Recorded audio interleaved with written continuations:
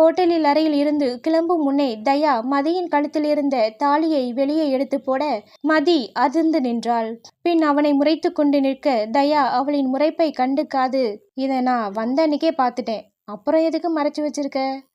இந்த தாலியை வேற யாரும் பார்த்துடக்கூடாதுன்னா, இல்லை இதை உன் கழுத்தில் கட்டின நானே பார்க்கக்கூடாதுன்னா என புருவங்கள் ஏற இறங்க கேட்டான். மதி அவனை உறுத்து விழித்து, ஆமா இது நீ கட்டின தாலி தான், ஆனால் என் விருப்பம் இல்லாமல் கட்டின தாலி, எனக்கு பிடிக்காத நீ கட்டின தாலி என்றவள் ஏளனமாக சிரித்து, ஓ இந்த தாலியை வச்சு தான் என்ன உன் இஷ்டப்படி ஆட்டி வைக்கிறியா? அப்படின்னா எனக்கு இந்த தாலி வேண்டாம் என அதை கிளற்ற போக தயா கோபத்தில் அவளை அறைந்தே விட்டான். மதி பயமும் நடுக்கமுமாக அவனை பார்க்க தயா அழுத்தமான குரலில், கொன்னுடுவேன் என ஒரு விரல் நீட்டி எச்சரித்தவன், இந்த தாலியை கலட்டி தூக்கி போடுறதா இருந்தா 1 வருஷமா ஏண்டி உன் கழுத்திலேயே போட்டிருந்த? அப்பவே அன்னைக்கே தூக்கி போட்டு